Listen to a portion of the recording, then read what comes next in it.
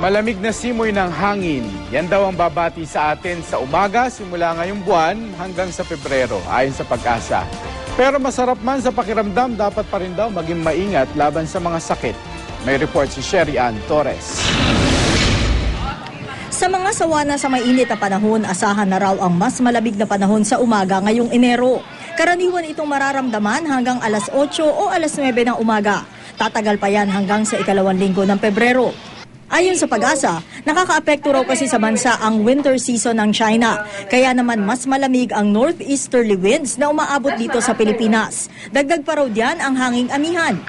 Pero presko at masarap man sa pakiramdam, kailangan pa rin daw maging maingat kontra sa sakit na posibleng idulot ng ganitong panahon. Madalas ang sipon tsaka ubo dahil malamig sa gabi tsaka madaling araw and then biglang mainit sa tanghali.